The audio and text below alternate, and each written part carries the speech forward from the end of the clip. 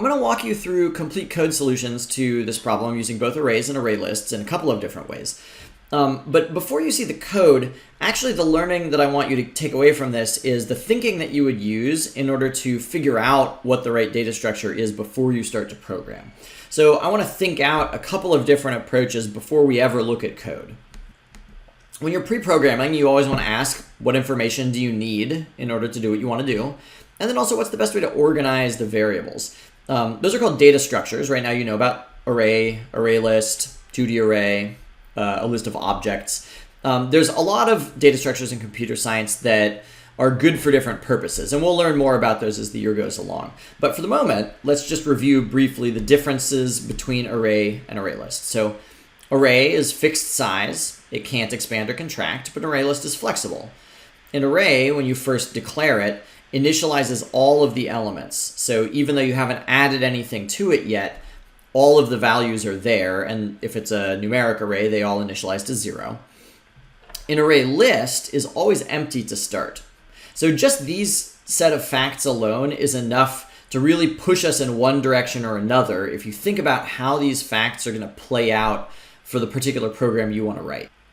The first approach, which I think I steered you away from, was literally to store a list of individual votes. So in this case, the values in your list are which candidate that vote is for, and the indices only represent the order in which the votes happened. Okay, so do we want an array or an array list here? Well, it seems on the face of it like we shouldn't use an array, because an array is fixed size, and that would mean that we'd have to know how many votes we expect to get in advance, and we probably don't know that. So because array lists are flexible and you can always add more things to the end, if you're storing individual votes, you should probably use an array list. So let's think about a different approach now. I'd recommended that you use your list to store the total votes so far for each candidate. And in that case, each index represents the candidate that the value records the total number of votes for. So I try to represent the same information here as is up there. So here you see 3 different votes for candidate 2. We represent that same information here using the number 3 in index 2, because candidate 2 has received 3 votes so far. So it's the same information, we've just organized it differently. So same question now, array or array list? Now it seems like maybe it's not a problem to use a fixed size array, because maybe we know that we're only ever going to have 5 candidates on the ballot, and all we want to do is collect all of the votes for the candidates that we know. If you were going to write a program where there are write-in votes, in other words, your ballot lets people write in the name of somebody who's not listed in the ballot, then during the vote collection process, you might actually end up adding new candidates that you didn't know about in advance. So in that case, you might choose an array list again to allow your list to expand. But if we don't allow write-in votes, if we say there's 5 candidates and we just want to collect the votes for them, then an array seems like a nice choice. There's another reason not to choose an array list, which is that it's awkward to use for this task.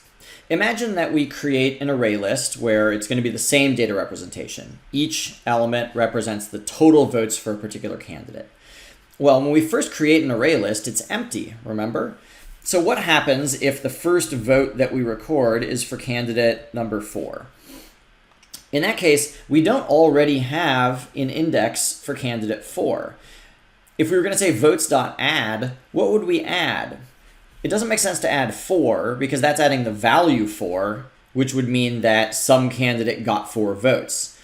Instead, we want to add 1 to index 4, but we don't have 4 indexes yet. So you would need to pre-initialize your array list where you'd add 0 as many times as there were candidates, so that way you actually have recreated all the elements that you could use like this to actually store the votes. And then you would need to say something like votes.set, and you're going to set index 4 to be whatever its current value is plus 1.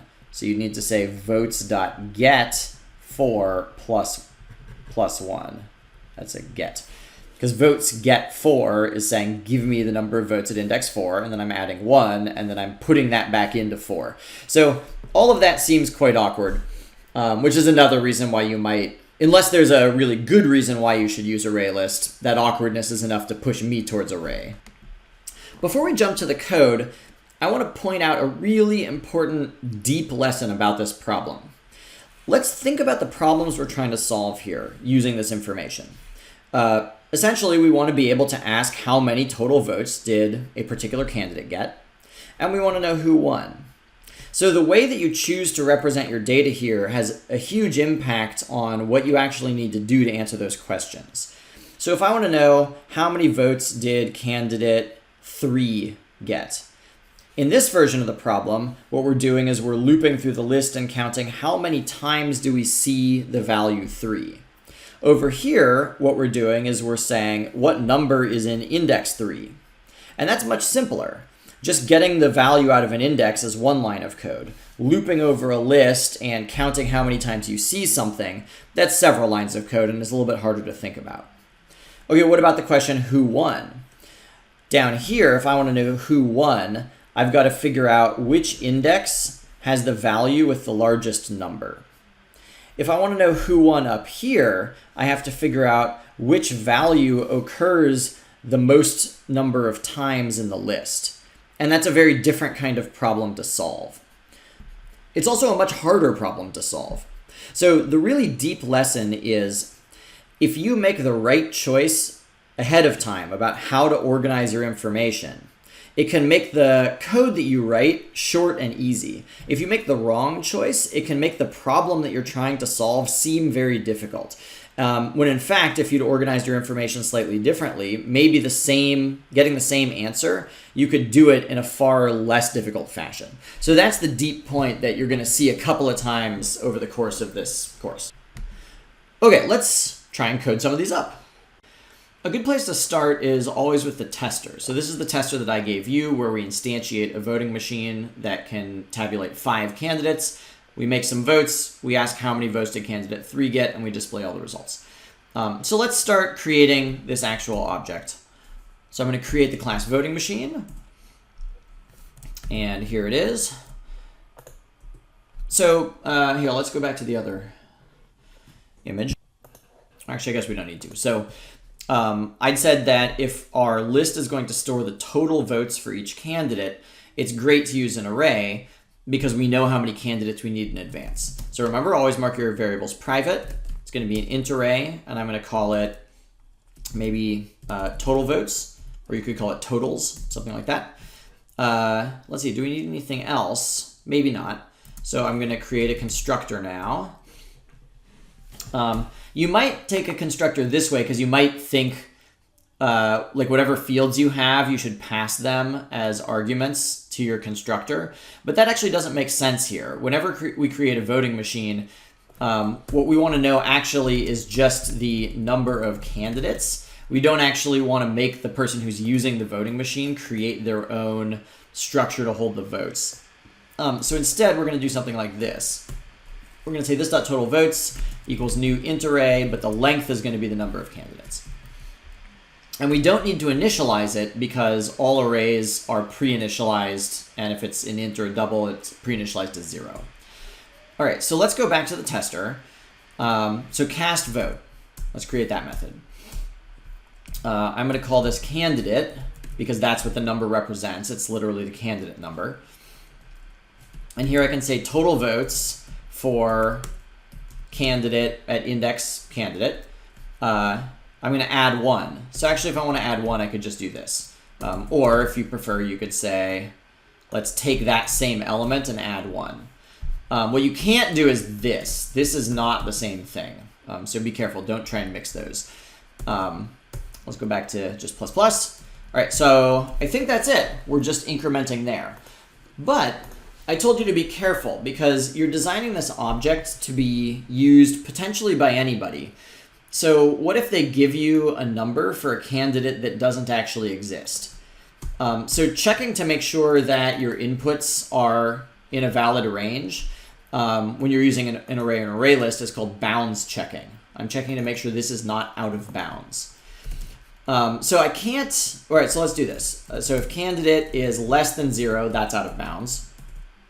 Or if candidate is greater than or equal to total votes.length. That's also out of bounds. Because remember, total votes.length is the total number of things in the list, but the last index in the list is total votes.length minus 1.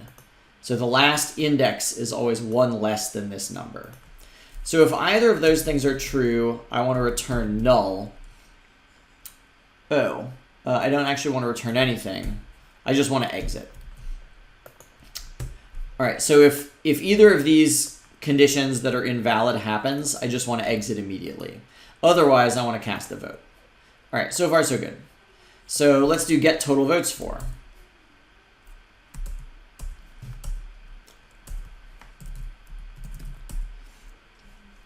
So the structure here is going to be very similar. If the index that I'm trying to access is not valid, then I'm going to return 0 because those candidates don't exist. Therefore, we could say that they got 0 votes. Otherwise, I want to return how many votes the candidate got, just like that. All right, last one, let's do display. So let's see, what is this supposed to do? So here in the problem set, it said this should return the total number of votes. Oh, sorry, blah, blah, blah. So loop over each candidate and display the percent of the total votes that they got. Interesting. So let's go back up to the, okay, great. So I'll loop over all the candidates. I'm going to call it candidate again. And total votes.length. All right, so now let's get votes is going to be total votes for that candidate. So if I just want to display how many votes everybody got, I could do this. I could say candidate got votes. But I actually want to display the percentage of all the votes. So I need to take how many votes they actually got and divide it by the total number of votes. So let's do this. Double percent equals votes divided by. So this feels like a good place where I want to have a method for total votes because that's what I want to figure out, right? And I could have a loop here that calculates it, but it seems like a nice thing to encapsulate in its own method. So I'm going to create total votes.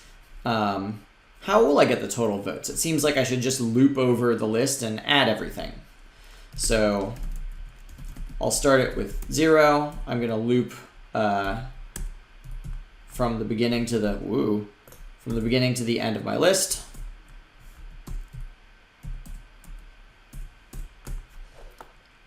And then I'll say total equals total plus total votes I. And then at the end, I'll return total. Okay, so there is a way to make this more efficient, but we'll come back to that. All right, so far so good. Right now, alarm bells should be going off in your head. Whenever you see a division, you should immediately ask yourself, is integer division happening? And the answer is yes. It doesn't matter that this is double. Votes is an int. Total votes returns an int. So this is always going to give us 0, no matter what. So a good solution here would be to cast one of these two things to be a double. Or you could make this one be a double if you wanted. Okay, great. So now we'll say candidate blah got, and now we'll say percent, and then we'll do percent here. This percent is being given as a value between 0 and 1, so maybe we want to actually multiply it by 100. All right, so far so good. So let's try and run it. See what we get here. So this is not what we expected. Candidate 0 got 50% of the vote, but I made 5 votes here, and only 2 of them are for candidate 0, so that's not half the votes. So something's going wrong. Let's make this a very brief debugging lesson. It will be brief, I promise. So like the number one thing that you can do to debug is collect more information about what's happening. So it would be helpful if after every single vote cast, I could see what are the vote totals so far. So let's do that. Here inside cast vote, before anything happens, I want to do this. I want to say before the vote gets cast, here's what it looks like. So arrays.toString, what's it called? Total votes. So that's going to display my array. And then I want to see that same thing afterwards, because that's going to show me each vote getting recorded. All right, so let's run it again, and hopefully this will reveal what's happening. So I ran it. I've got before and after. So when I cast my vote for candidate 0, I see that recorded right here. Index 0 goes from 0 to 1. And then I cast another 0, and we go from 1 to 2. So far, so good. I vote for candidate 4, and I go from, let's see, in index 4, I go from 0 to 1. I cast a vote for candidate 5. And see, there's no after. It goes from before, and there's no after. So why would that be happening when I vote for candidate 5? I see the problem. So candidate 5, I said there's 5 candidates, and so we're thinking, well, candidate 5, that's one of them. But remember, if there's 5 elements in an array, and the first element is index 0, the last element is index 4. So the issue is, candidate 5 doesn't correspond to anything. If I have 5 candidates, the candidate numbers go from 0 to 4. So this vote is getting thrown away, actually. So if this vote is getting thrown away, then our original results do make sense. Pretend this is gone. These are the votes that actually got counted, and as you can see, 50% of these votes really are candidate 0, because 2 out of the 4 of them are 0. So hopefully that debugging process made sense to you. This is the kind of thing, you should regard this as your learning. Like, if you're doing that, you're doing the right thing. The learning isn't writing the code. The learning is debugging the code and thinking clearly about it. So let's add code to display the winner. Winner is candidate results.get winner. My 3-year-old just walked in and I forgot what I was saying. But anyway, so results.get winner, let's make that thing. String is not what we want. We want int because it's which candidate won. Okay, so what do we need to do to figure out the winner? In order to come up with your algorithms, you have to have a picture in your head of what information do you have and how is it represented. So this was the picture from earlier. So if you're imagining your information is represented this way, figuring out which candidate won, you just have to figure out which number in your list is the largest, and then return what index did that happen at, because the number that's the largest is what was the total largest number of votes, and then the index is the candidate who got that number of votes. Okay, so I'm thinking step 1, let's loop over each location and ask, is this the largest number I've seen so far? And whenever the answer is yes, we'll save both the number that's the largest that we've seen so far and also the location where it happened, because we want to return that location later. So back here in the code, I will say, let's, hold on. Okay, so I'll say most votes so far is, I'm going to initialize to 0, and then I'm going to say candidate equals 0 as well. So let's loop over everything. Well, I've already got a candidate, so let's call this I, actually. Yikes. Start over again. All right, so total votes.length. And then the question I want to ask is,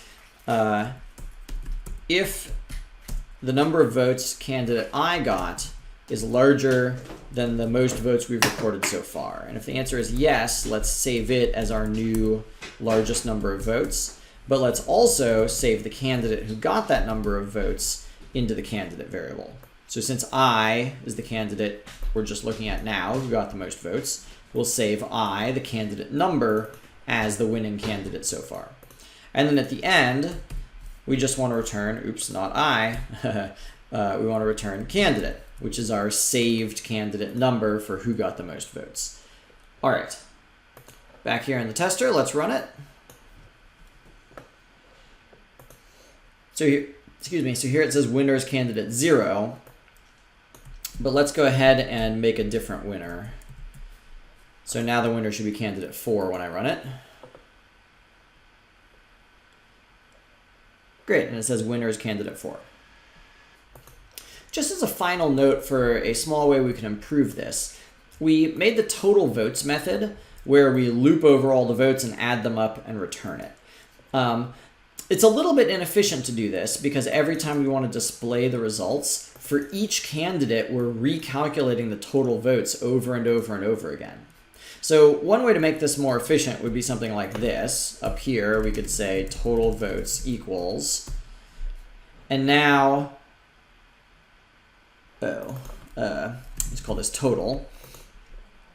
And so now we could just use total down here. So we calculate it once before the loop and then just reuse that same number in the loop because we know that that number isn't going to change while I'm looping. An even more efficient thing we could do would be to have our voting machine keep track of the total number of votes all the time so that way we wouldn't even need a method to recalculate it. So in that case, we could do something like this. We could up here say private int total votes. In the constructor, we'd initialize it to 0. Oh, we can't call it total votes. Let's call it total. It's not a very good name.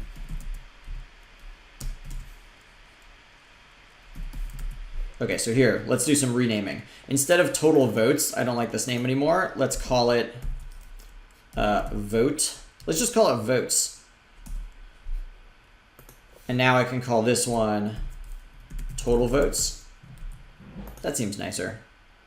Yeah, that reads much better. Look down here, votes for candidate. Yeah, I like that better.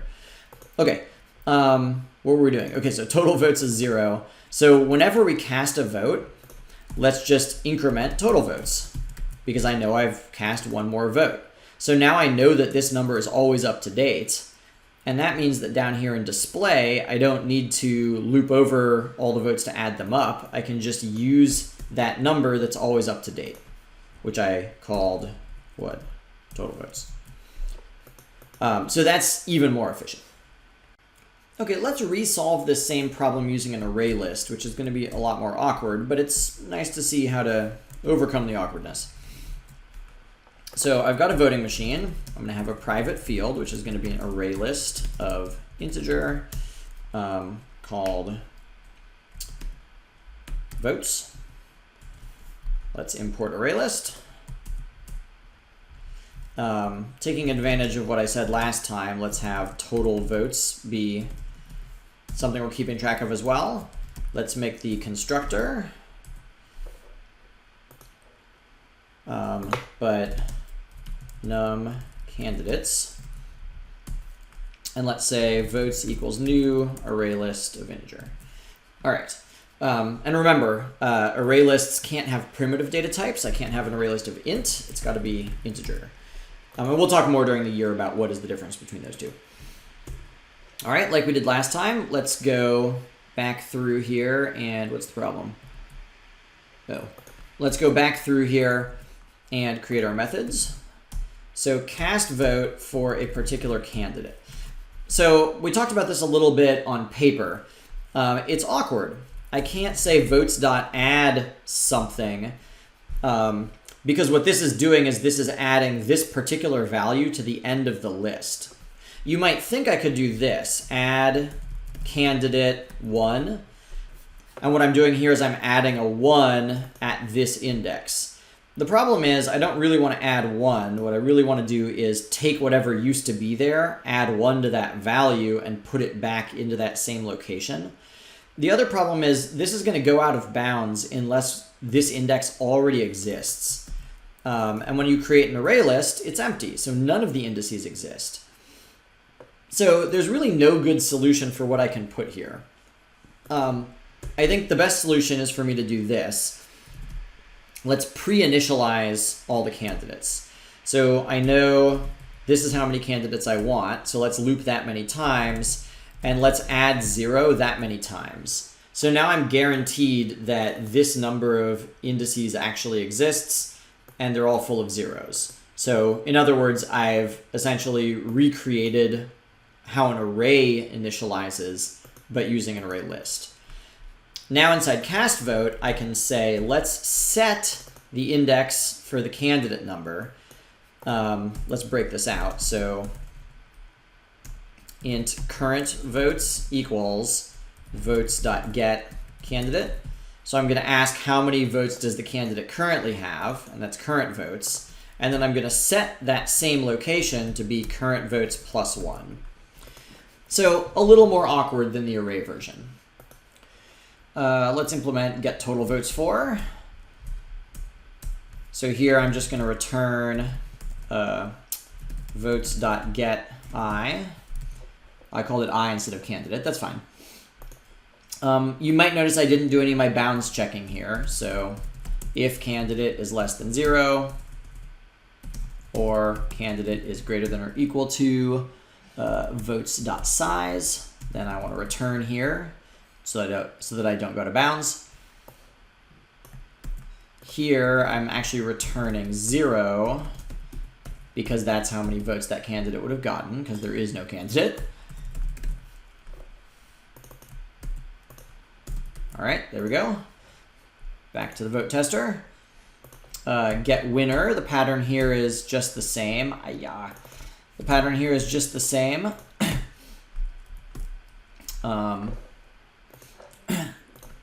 Right, so most votes so far will be 0, and candidate is 0. And then we'll loop over all of the candidates. And we'll say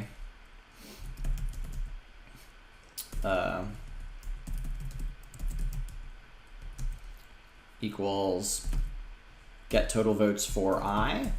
So I'm using my own method to get the total number of votes for a particular candidate. And now I'm saying if that is larger than the most votes, then I should save it into most votes. And I should also save the candidate who had that many votes, I. So this is just the same as last time. And then I want to return that candidate. Okay, last is display. And this is, again, very similar to last time. So let's loop over everything.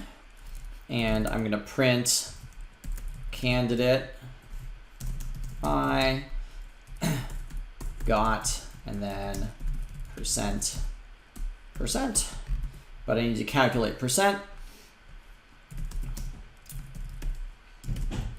So percent is going to be 100 times what? Get total votes for I divided by total votes. And one of these needs to be a double. Okay, but am I remembering to increment total votes? The answer is no. So when a vote gets cast, remember I want to increment total votes. All right, cool. So let's test it back in the tester. And this is definitely what I'm expecting to see. Again, candidate 4 is the winner because they got half the votes here. And everything else looks the way that it should.